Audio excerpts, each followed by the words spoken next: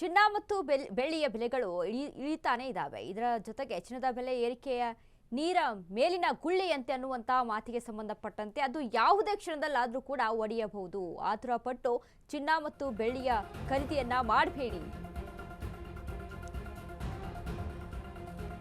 ಚಿನ್ನ ಬೆಳ್ಳಿಯ ಬೆಲೆಗಳು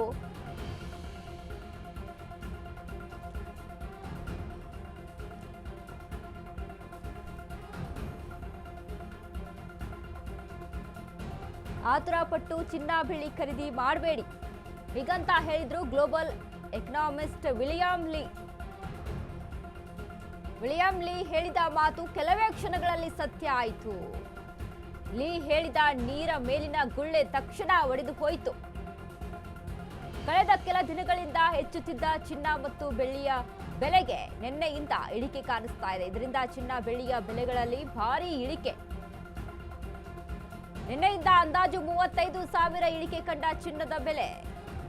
ಬೆಳ್ಳಿ ಬೆಲೆ ಅಜಮಾಸು 1 ಲಕ್ಷ ರೂಪಾಯಿಯಷ್ಟು ಇಳಿದಿದೆ.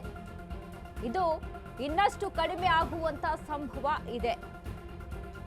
2011ರಲ್ಲಿ 73,288 ರೂಪಾಯಿ ಆಗಿತ್ತು ಚಿನ್ನ. ಆದರೆ ಕೆಲವೇ ದಿನಗಳಲ್ಲಿ 55% ಪತನ ಆಗಿತ್ತು. 2012ರಲ್ಲಿ ಗರಿಷ್ಠ 32,147 ರೂಪಾಯಿ ಆಗಿತ್ತು ಚಿನ್ನದ ಬೆಲೆ. ನಂತರ 25% ಪತನವಾಗಿತ್ತು ಚಿನ್ನದ ಬೆಲೆ. ಮತ್ತೆ ಅದೇ ಮಟ್ಟಕ್ಕೆ ತಲುಪಲು 7 ವರ್ಷ ಬೇಕಾಯಿತು. ಈಗ ಮತ್ತೆ ಅದೇ ಸನ್ನಿವೇಶ ರಿಪೀಟ್ ಆಗುತ್ತಾ? ಹಾಗಾದ್ರೆ ಚಿನ್ನದ ಬೆಲೆ ಮತ್ತೆ 76,000 ರೂಪಾಯಿಗೆ ಇಳಿಯುತ್ತಾ?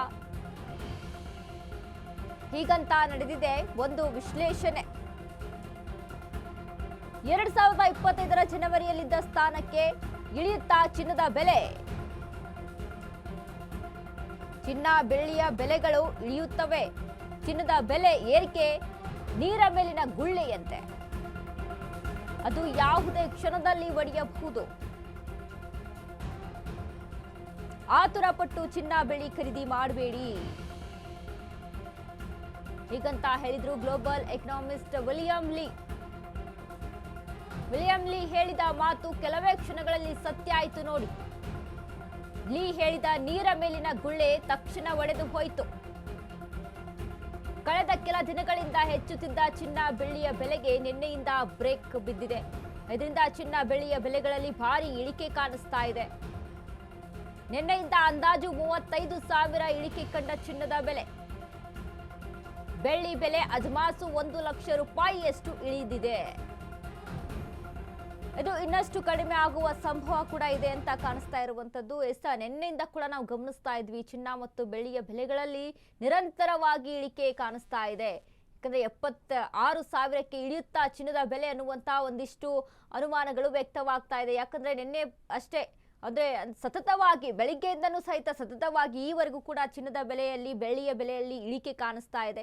ಸೊ ಹೀಗಾಗಿ 76,000ಕ್ಕೆ ಇಳಿಯುತ್ತಾ ಚಿನ್ನದ ಬೆಲೆ ಅಂತ ಮತ್ತೆ ಹಳೆಯ ದರವೇ ಇಲ್ಲಿ ಬಂದ್ಬಿಡುತ್ತಾ ಅನ್ನುವಂಥದ್ದು. ಯಾಕಂದ್ರೆ ವಿಲಿಯಂ ಲೀ ಕೂಡ ಒಂದು ಮಾತನ್ನ ಹೇಳಿದ್ರು, ನೀರ ಮೇಲಿನ ಗುಳ್ಳೆಯಂತೆ ಚಿನ್ನದ ಏನು ಏರಿಕೆ ಆಗ್ತಾ ಇದೆ ಇದು ಯಾವುದೇ ಕ್ಷಣದಲ್ಲಾದ್ರೂ ಕೂಡ ಡೌನ್ ಆಗ್ಬೋದು ಅನ್ನುವಂತಹ ಒಂದಿಷ್ಟು ಮಾತುಗಳನ್ನ ಕೂಡ ಹೇಳಿದ್ರು. ಹಾಗಾದ್ರೆ ಅವ್ರು ಹೇಳಿದಂತ ಮಾತು ಇದೀಗ ಕೆಲವೇ ಕ್ಷಣಗಳಲ್ಲಿ ನಿಜವಾಗಿ ಬಿಡ್ತಾ ಅನ್ನುವಂತ ಒಂದಿಷ್ಟು ಪ್ರಶ್ನೆಗಳು ಕಾಣಿಸ್ತಾ ಇದೆ.